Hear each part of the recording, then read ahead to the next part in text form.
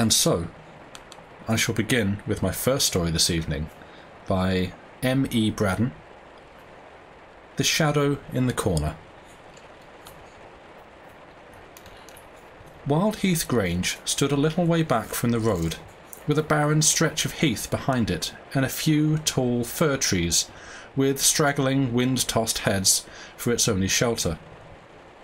It was a lonely house on a lonely road, little better than a lane leading across a desolate waste of sandy fields to the seashore. And it was a house that bore a bad name among the natives of the village of Holcroft, which was the nearest place where humanity might be found. It was a good old house, nevertheless, substantially built in the days when there was no stint of stone and timber. A good old grey stone house with many gables, deep window seats, and a wide staircase, long dark passages, hidden doors in queer corners, closets as large as some modern rooms, and cellars in which a company of soldiers might have lain perdu.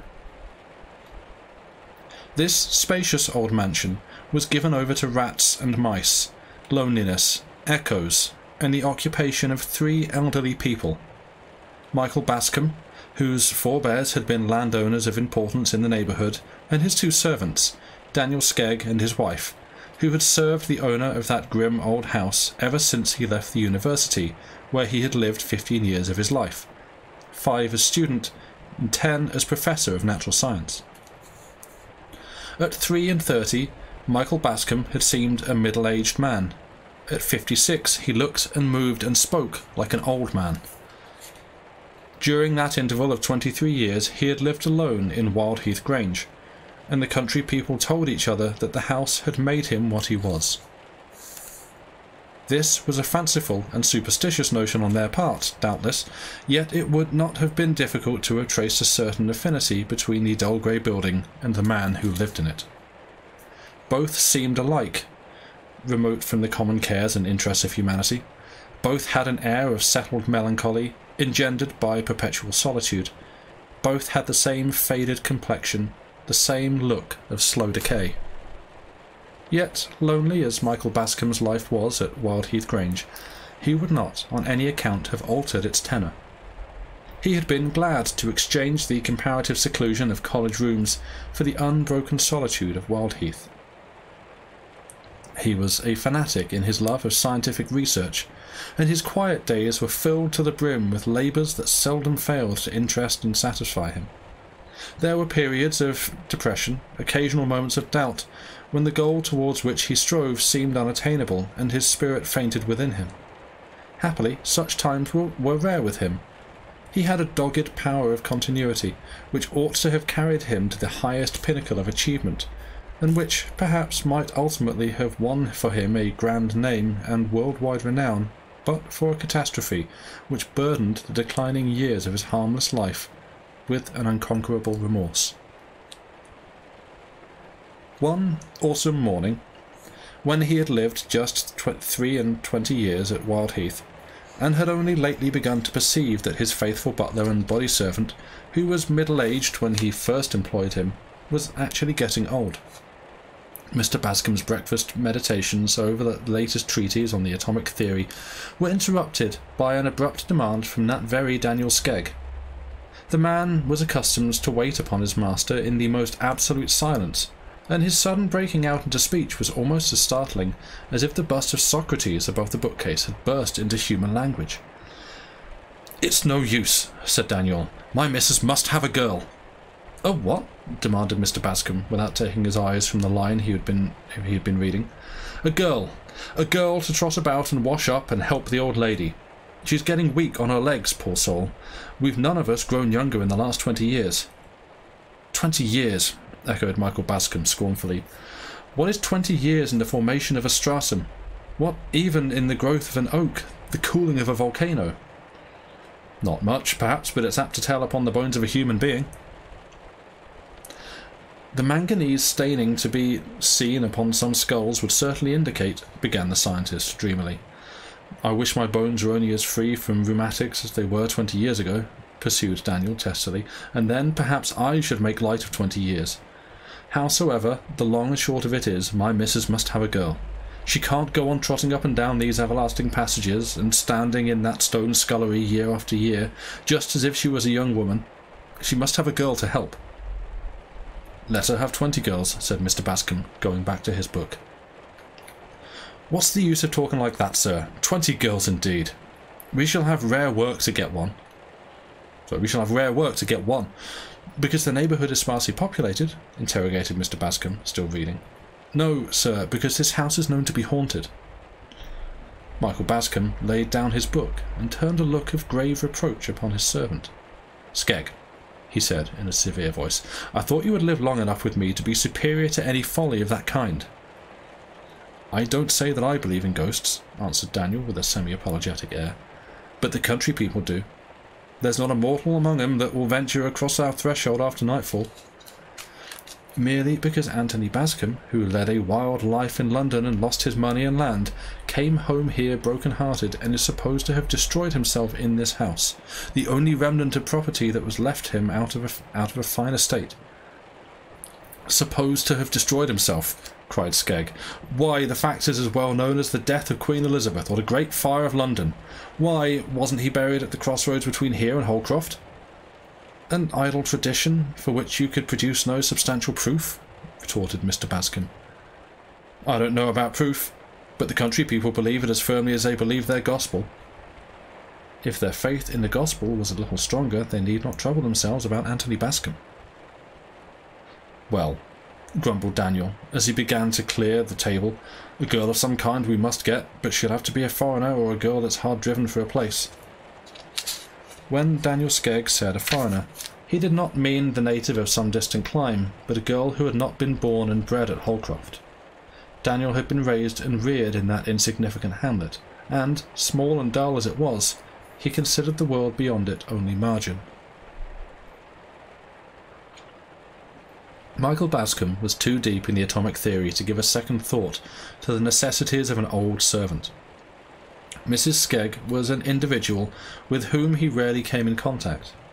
She lived, for the most part, in a gloomy region of the north end of the house, where she ruled over the solitude of a kitchen that looked like a cathedral, and numerous offices of the scullery, larder and pantry class, where she carried on a perpetual warfare with spiders and beetles, and wore her old life out in the labour of sweeping and scrubbing. She was a woman of severe aspect, dogmatic piety, and a bitter tongue. She was a good, plain cook, and ministered diligently to her master's wants. He was not an epicure, but likes his life to be smooth and easy, and the equilibrium of his mental power would have been disturbed by a bad dinner. He heard no more about the proposed addition to his household for a space of 10 days, when Daniel Skegg again startled him amidst his studious repose, with the abrupt announcement, "I've got a girl!" "Oh," said Michael Bascom, "have you?" And he went on with his book. This time he was reading an essay on phosphorus and its functions in relation to the human brain. "Yes," pursued Daniel in his usual grumbling tone, "she was a waif and stray, or I shouldn't have got her. If she'd been a native, she'd have never come to us."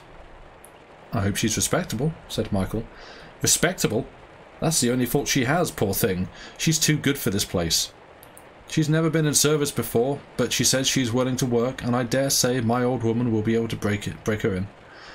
Her father was a small tradesman at Yarmouth. He died a month ago and left this poor thing homeless. Mrs. Midge, of Holcroft, is her aunt, and she said to the girl, 'Come and stay with me till you get a place,' and the girl has been staying with Mrs. Midge for the last 3 weeks, trying to hear of a place. When Mrs. Midge heard that my missus wanted a girl to help, she thought it would be the very thing for her niece, Maria. Luckily, Maria had heard nothing about this house, so the poor innocent dropped me a curtsy and said she'd be thankful to come and would do her best to learn her duty. She'd had an easy time of it with her father, who had educated her above her station, like a fool as he was," growled Daniel. "By your own account, I'm afraid you've made a bad bargain," said Michael. "You don't want a young lady to clean kettles and pans."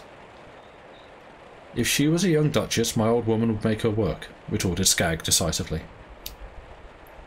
"And pray, where are you going to put this girl?" asked Mr. Bascom rather irritably. "I can't have a strange young woman tramping up and down the passages outside my room. You know what a wretched sleeper I am, Skegg. A mouse behind the wainscot is enough to wake me." "I've thought of that," answered the butler, with his look of ineffable wisdom. "I'm not going to put her on your floor. She's asleep in the attics." "Which room?" "The big one at the north end of the house. That's the only ceiling that doesn't let water. She might as well sleep in a shower bath as in any other attics." "The room at the north end?" repeated Mr. Bascombe thoughtfully. "Isn't that—" "Of course it is," snapped Skegg, "but she doesn't know anything about it." Mr. Bascombe went back to his books and forgot all about the orphan from Yarmouth, until one morning, on entering his study, he was startled by the appearance of a strange girl in a neat black and white cotton gown, busy dusting the volumes which were stacked in blocks upon his spacious writing table, and doing it with such deft and careful hands that he had no inclination to be angry at this unwonted liberty. Old Mrs. Skegg had religiously refrained from all such dusting, on the plea that she did not wish to interfere with the master's ways. One of the master's ways, therefore, had been to inhale a good deal of dust in the course of his studies. The girl was a slim little thing, with a pale and somewhat old-fashioned face, flaxen hair, braided under a neat muslin cap, and a very fair complexion and light blue eyes. They were the lightest blue eyes Michael Bascombe had ever seen, but there was a sweetness and gentleness in their expression which atoned for their insipid colour. "I hope you do not object to me dusting your books, sir," she said, dropping a curtsy. She spoke with a quaint precision which struck Michael Bascombe as a pretty thing in its way. "No, I don't object to cleanliness, so long as my books and papers are not disturbed. If you take a volume off my desk, replace it on the spot you took it from. That's all I ask." "I will be very careful, sir." "When did you come here?" "Only this morning, sir."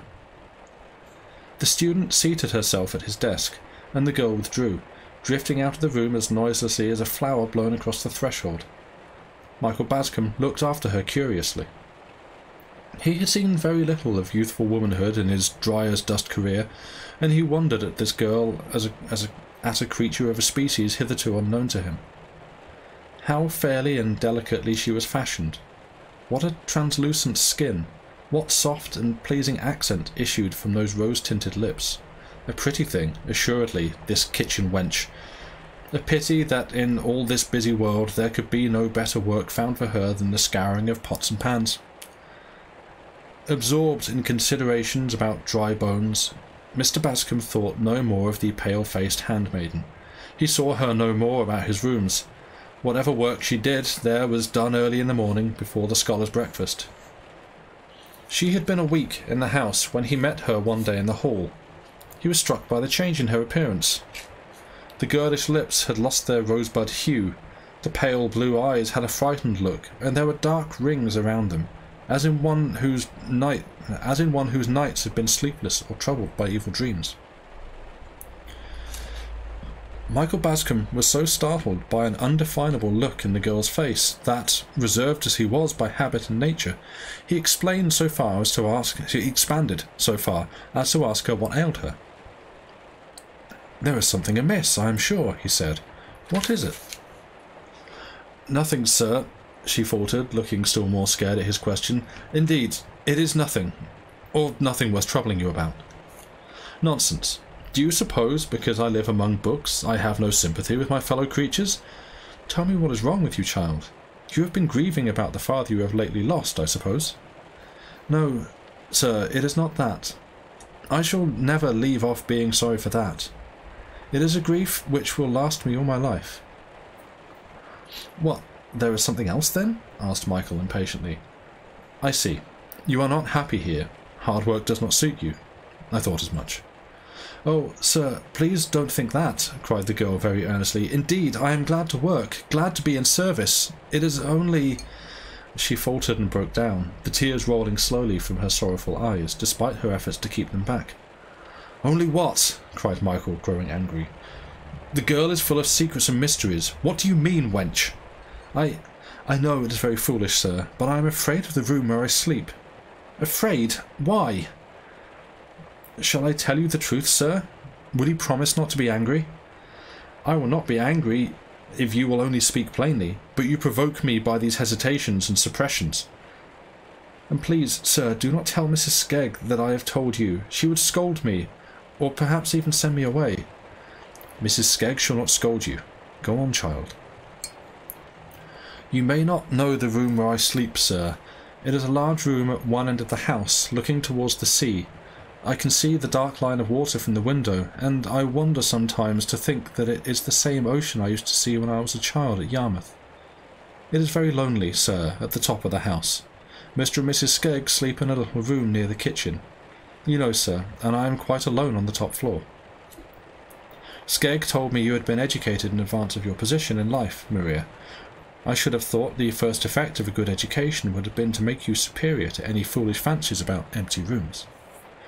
Oh, pray, sir, do not think it is any fault in my education. Father took such pains with me. He spared no expense in giving me as good an education as a tradesman's daughter need wish for. And he was a religious man, sir. He did not believe—" Here she paused, with a suppressed shudder. "In the spirits of the dead appearing to the living, since the days of miracles when the ghost of Samuel appeared to Saul. He never put any foolish ideas into my head, sir. I hadn't a thought of fear when I first lay down to rest in the big lonely room upstairs." "Well, what then?" "But on the very first night," the girl went on breathlessly, "I felt weighed down in my sleep, as if there was some heavy burden laid upon my chest.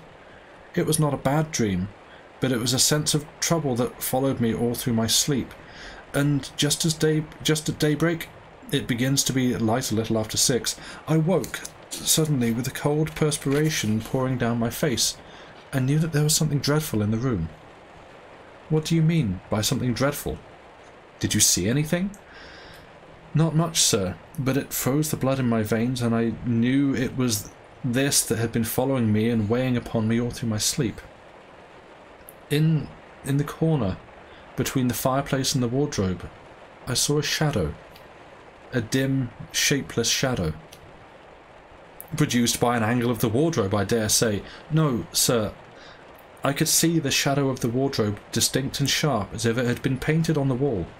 This shadow was in the corner, a strange shapeless mass, or if it had any shape at all, it seemed—" "What?" asked Michael eagerly. "The shape of a dead body hanging against the wall." Michael Bascombe grew strangely pale, yet he affected utter incredulity. "Poor child," he said kindly. "You have been fretting about your father until your nerves are in a weak state, and you are full of fancies. A shadow in the corner, indeed! Why, at daybreak every corner is full of shadows. My old coat flung upon a chair will make you as good a ghost as you need care to see.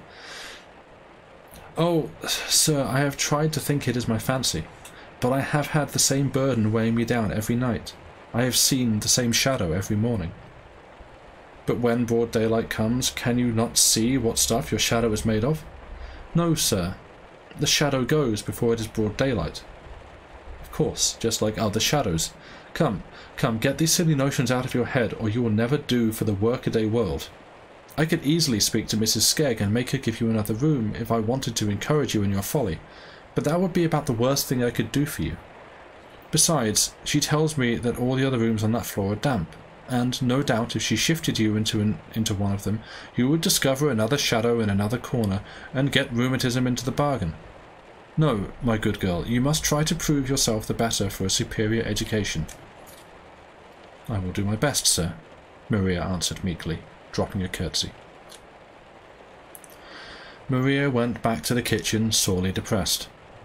It was a dreary life she led at Wildheath Grange, dreary by day, awful by night, for the vague burden and the shapeless shadow, which seemed so slight a matter to the elderly scholar, were unspeakably terrible to her. Nobody had told her that the house was haunted, yet she walked about those echoing passages wrapped round with a cloud of fear. She had no pity from Daniel Skegg and his wife. Those two pious souls had made up their minds that the character of the house should be upheld, so far as Maria went. To her, as a foreigner, the Grange should be maintained to be an immaculate dwelling, tainted by no sulphurous blast from the underworld. A willing, biddable girl had become a necessary element in the existence of Mrs. Skegg. That girl had been found, and that girl must be kept. Any fancies of a supernatural character must be put down with a high hand. Ghosts, indeed, cried the amiable Skegg. Read your Bible, Maria, and don't talk no more about ghosts. There are ghosts in the Bible, said Maria, with a shiver at the recollection of certain awful passages in the scripture she knew so well. Ah, they was in their right place, or they wouldn't have been there, retorted Mrs. Skegg. You ain't a-going to pick holes in your Bible, I hope, Maria, at your time of life. Maria sat down quietly in her corner by the kitchen fire, and turned over the leaves of her dead father's Bible, till she came to the chapters they two had loved best and oftenest read together. He had been a simple-minded, straightforward man, the Yarmouth cabinet-maker, a man full of aspirations, instinctively refined, instinctively religious. He and his motherless girl had spent their lives alone together, in the neat little home which Maria had so soon learnt to cherish and beautify, and they had loved each other with an almost romantic love. They had had the same tastes, the same ideas. Very little had sufficed to make them happy, but inexorable death parted father and daughter, in one of those sharp, sudden partings which are like the shock of an earthquake, instantaneous ruin, desolation, and despair. Maria's fragile form had bent before the tempest. She had lived through a trouble that might have crushed a stronger nature. Her deep religious convictions, and her belief that this cruel parting would not be forever, had sustained her. She faced life and its cares and duties with a gentle patience which was the noblest form of courage. Michael Bascom told himself that the servant girl's foolish fancy about the room that had been given her was not a matter for serious consideration. Yet the idea dwelt in his mind unpleasantly, and disturbed him at his labours. The exact sciences require the complete power of a man's brain, his utmost attention, and on this particular evening Michael found that he was only giving his work part of his attention. The girl's pale face, the girl's tremulous tones, thrust themselves into the foreground of his thoughts. He closed his book with a fretful sigh, wheeled his large armchair around to the fire, and gave himself up to contemplation. To attempt study with so disturbed a mind was useless. It was a dull, grey evening, early in November. The student's reading lamp was lighted, but the shutters were not yet shut, nor the curtains drawn. He could see the leaden sky outside his windows, the fir tree tops tossing in the angry wind. He could hear the wintry blast whistling amidst the gables before it rushed off seaward with a savage howl that sounded like a war whoop. Michael Bascom shivered and drew nearer the fire. "It's childish, foolish nonsense," he said to himself. "Yet it's strange she should have that fancy about the shadow, for they say Anthony Bascom destroyed himself in that room.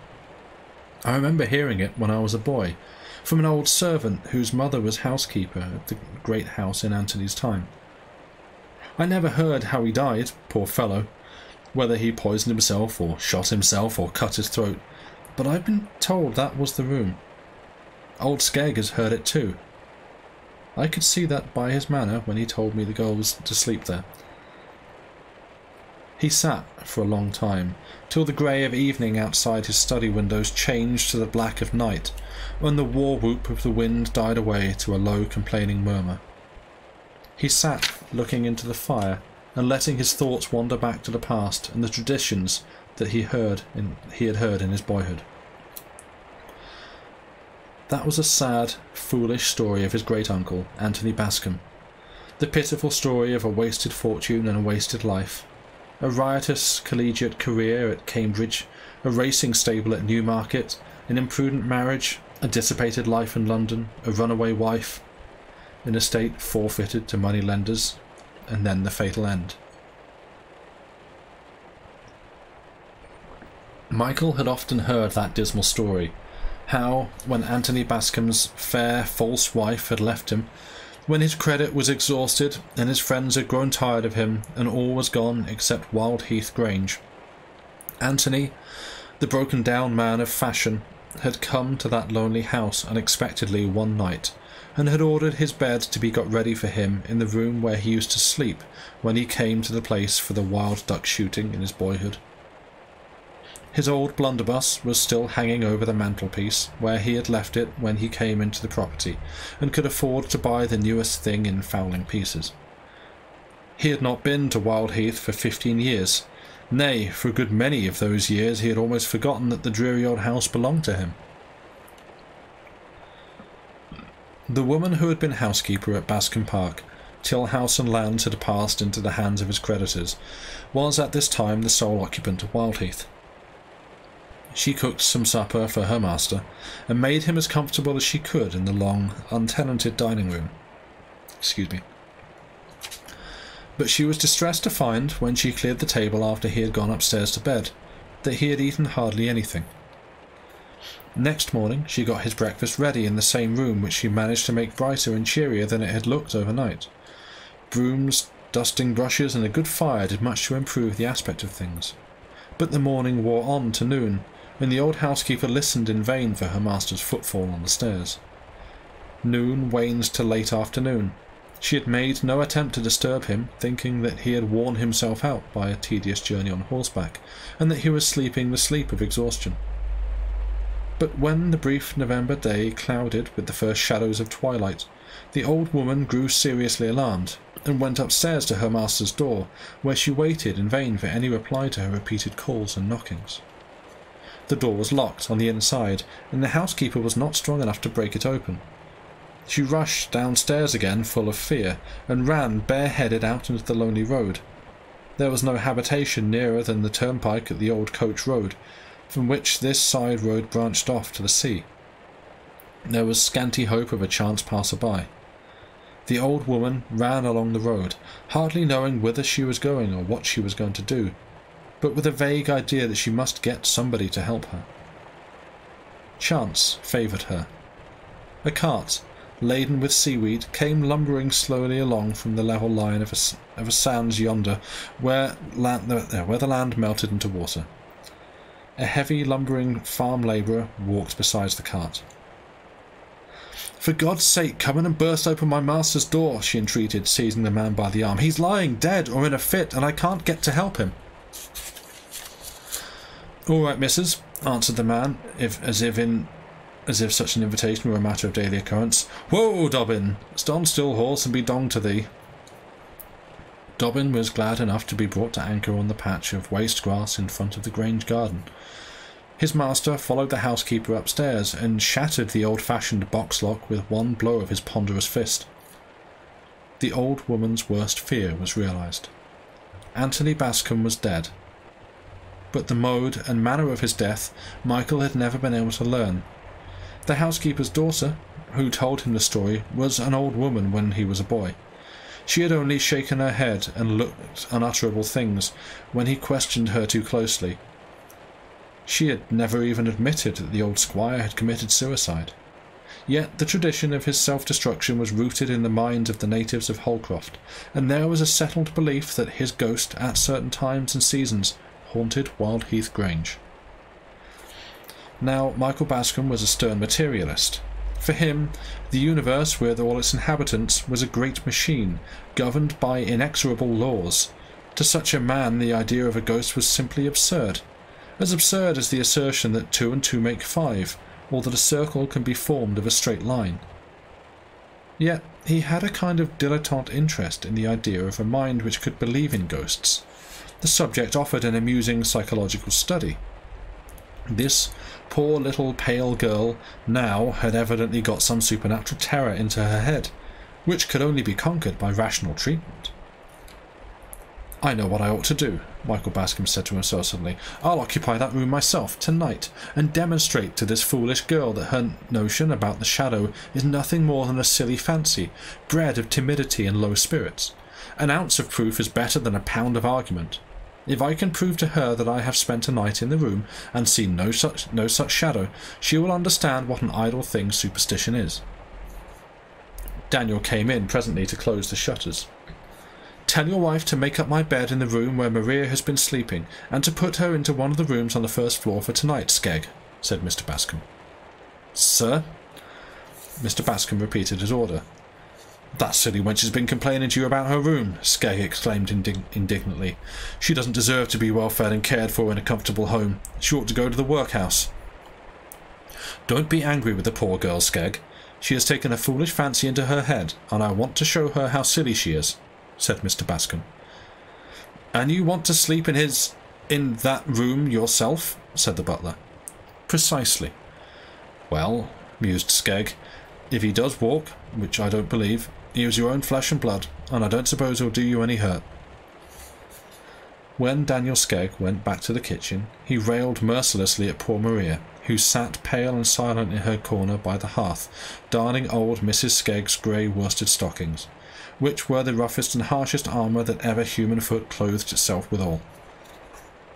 Was there ever such a whimsical, fine, ladylike miss, demanded Daniel, to come into a gentleman's home and drive him out of his own bedroom, to sleep in an attic with her nonsenses and vagaries? If this was a result of being educated above one's station, Daniel declared that he was thankful he had never got so far in his schooling as to read words of 2 syllables without spelling. Education might be hanged for him if this was all it led to. I am very sorry, faltered Maria, weeping silently over her work. Indeed, Mr. Skegg, I made no complaint.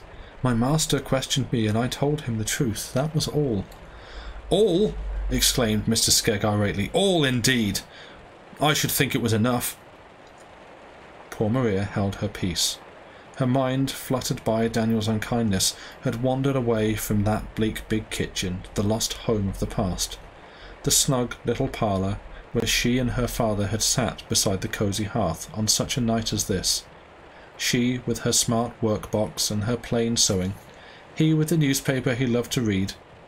He petted the cat purring on the rug, the kettle singing on the bright brass trivet, the tea-tray pleasantly suggestive of the most comfortable meal in the day. Oh, those were happy nights, that dear companionship. Were they really gone for ever, leaving nothing behind them but unkindness and servitude?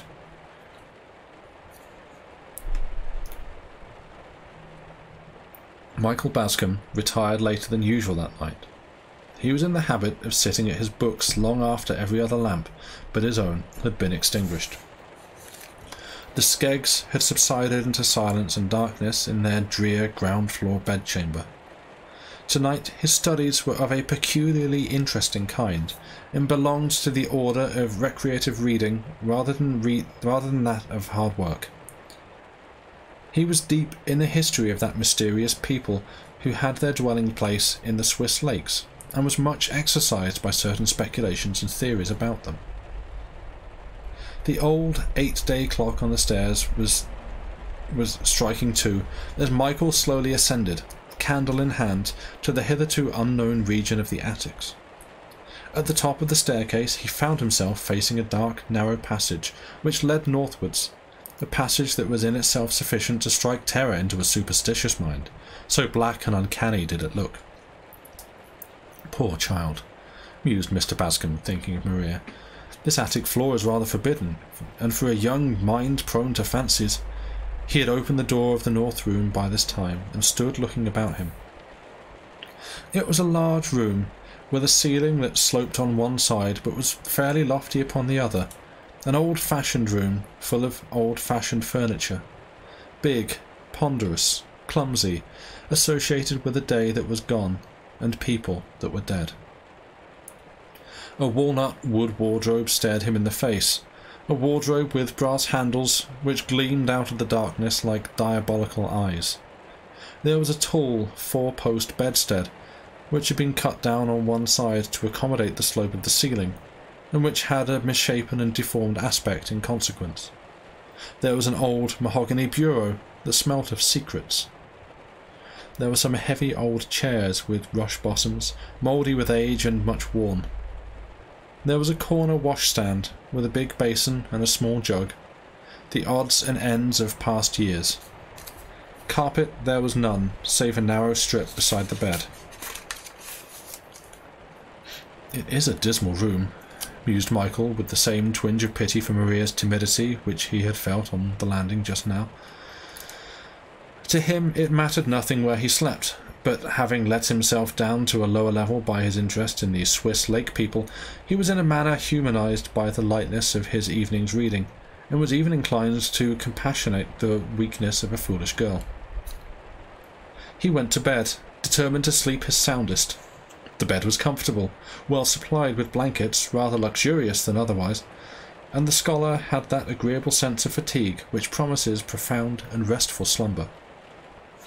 He dropped off to sleep quickly, but woke with a start 10 minutes afterwards. What was this consciousness of a burden of care that had awakened him? This sense of all-pervading trouble that weighed upon his spirits and oppressed his heart?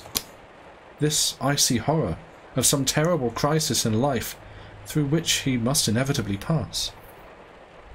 To him these feelings were as novel as they were painful. His life had flowed on with smooth and sluggish tide, unbroken by so much as a ripple of sorrow. Yet tonight he felt all the pangs of unavailing remorse, the agonizing memory of a life wasted, the stings of humiliation and disgrace, shame, ruin, a hideous death which he had doomed himself to die by his own hand. These were the horrors that pressed him round and weighed him down as he lay in Anthony Bascom's room. Yes, even he, the man who could recognize nothing in nature or in nature's God better or higher than an irresponsible and invariable machine governed by mechanical laws, was fain to admit that here he found himself face to face with a psychological mystery. This trouble, which came between him and sleep, was the trouble that had pursued Anthony Bascom on his last night of his life. Thus had the suicide felt as he lay in that lonely room, perhaps striving to rest his wearied brain with one last earthly sleep before he passed to the unknown, intermediate land where all is darkness and slumber. And that troubled mind had haunted the room ever since. It was not the ghost of the man's body that returned to the spot where he had suffered and perished, but the ghost of his mind, his very self, no meaningless simulacrum of the clothes he wore and the figure that filled them. Michael Bascom was not the man to abandon his high ground of sceptical philosophy without a struggle. He tried his hardest to conquer this oppression that weighed upon his mind and sense. Again and again he succeeded in composing himself to sleep, but only to wake again, and again to the same torturing thoughts, the same remorse, the same despair. So the night passed in unutterable weariness. For though he told himself that the trouble was not his trouble, that there was no reality in the burden, no reason for the remorse, these vivid fancies were as painful as realities, and took as strong a hold upon him. The first streak of light crept in at the window, dim and cold and grey. As day dawned, he looked at the corner between the wardrobe and the door. Yes, there was the shadow. Not the shadow of the wardrobe only, that was clear enough, but a vague and shapeless something which darkened the dull brown wall. So faint, so undefined that he could form no conjecture as to its nature or the thing it represented. He determined to watch this shadow till broad daylight, but the weariness of the night had exhausted him, and before the first dimness of dawn had passed away he had fallen fast asleep, and was tasting the blessed balm of undisturbed slumber. When he woke, the winter sun was shining in at the lattice, and the room had lost its gloomy aspect. It looked old-fashioned and grey and brown and shabby, but the depth of its gloom had fled with the shadows and the darkness of night. Mr. Bascom rose refreshed by a sound sleep, which had lasted nearly 3 hours. He remembered the wretched feelings which had gone before that renovating slumber, but he recalled his strange sensations only to despise them, and he despised himself for having attached any importance to them. Indigestion, very likely, he told himself, or perhaps mere fancy, engendered by that foolish girl's story. The wisest of us is more under the dominion of imagination than he would care to confess. Well, Maria shall not sleep in this room any more. There is no particular reason why she should, and she shall not be made unhappy to please old Skegg and his wife. When he had dressed himself in his usual leisurely way, Mr. Bascombe walked up to the corner where he had seen or imagined the shadow and examined the spot carefully. At first, he could discover nothing of a mysterious character. There was no door in the papered wall, no trace of a door that had been there in the past. There was no trapdoor in the worm-eaten boards.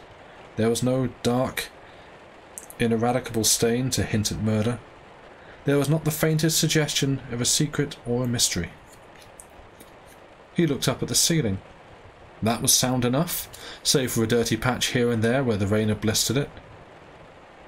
Yes, there was something, an insignificant thing, yet with a suggestion of grimness which startled him. About a foot below the ceiling he saw a large iron hook projecting from the wall, just above the spot where he had seen the shadow of a vaguely defined form. He mounted on a chair the better to examine this hook, and to understand, if he could, the purpose for which it had been put there. It was old and rusty. It must have been there for many years. Who could have placed it there, and why?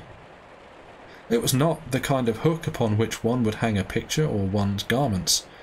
It was placed in an obscure corner. Had Anthony Bascombe put it there on the night he died? Or did he find it there, ready for a fatal use? If I were a superstitious man, thought Michael, I should be inclined to believe that Anthony Bascombe hanged himself from that rusty old hook.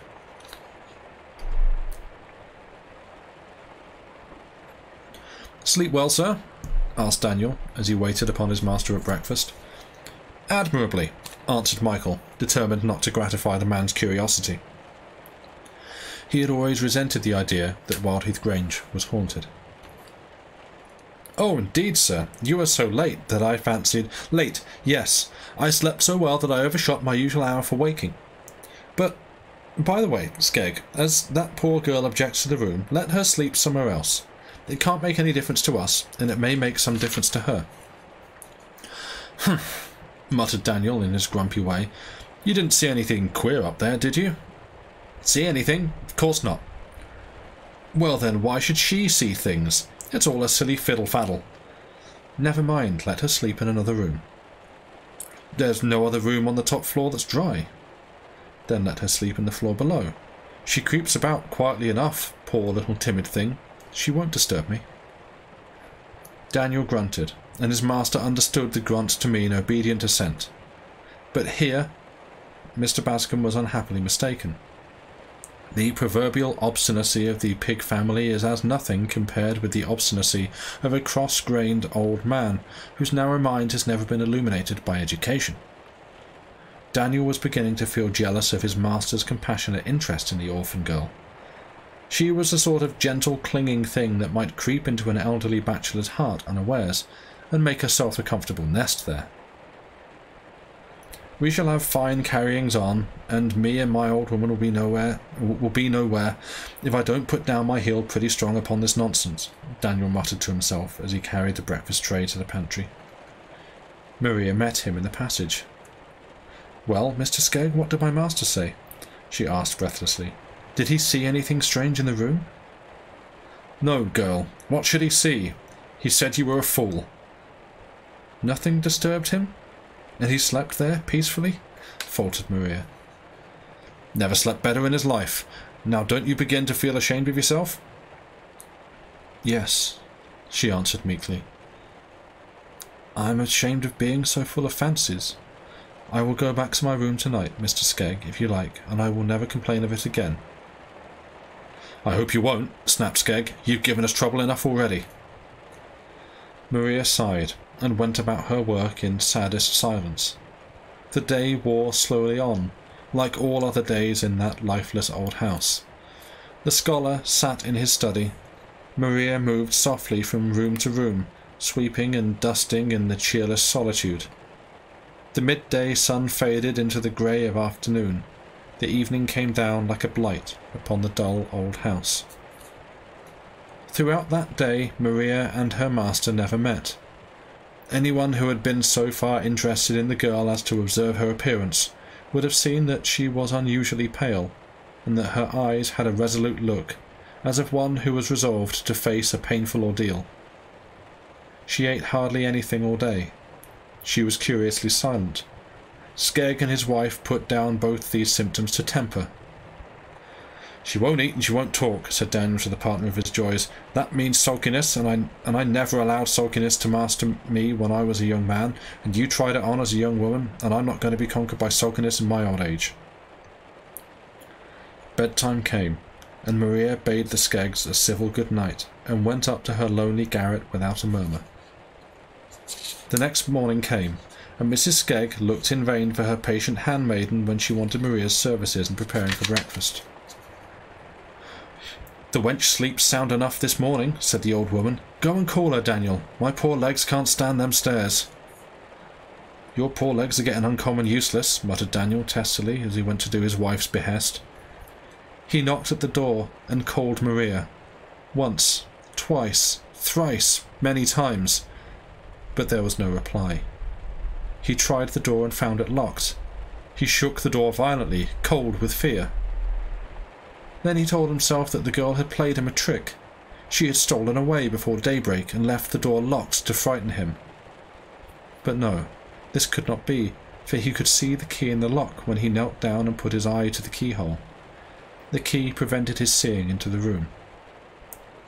"She's in there, laughing up her sleeve at me," he told himself, "but I'll soon be even with her." There was a heavy bar on the staircase, which was intended to secure the shutters of the windows that lighted the stairs. It was a detached bar, and always stood in a corner near the window, which it was but rarely employed to fasten. Daniel ran down to the landing and seized upon this massive iron bar, and then ran back to the garret door. One blow from the heavy bar shattered the old lock, which was the same lock the carter had broken with his strong fist 70 years before. The door flew open, and Daniel went into the attic which he had chosen for the stranger's bedchamber. Maria was hanging from the hook in the wall. She had contrived to cover her face decently with her handkerchief. She had hanged herself deliberately about an hour before Daniel found her in the early grey of morning. The doctor, who was summoned from Holcroft, was able to declare the time at which she had slain herself, but there was no one who could say what sudden access of terror had impelled her to the desperate act, or under what slow torture of nervous apprehension her mind had given way. The coroner's jury returned the customary merciful verdict of temporary insanity. The girl's melancholy fate darkened the rest of Michael Bascombe's life. He fled from Wildheath Grange as from an accursed spot, and from the Skeggs as from the murderers of a harmless, innocent girl. He ended his days at Oxford, where he found the society of congenial minds and the books he loved. But the memory of Maria's sad face and sadder death was his abiding sorrow. Out of that deep shadow his soul was never lifted.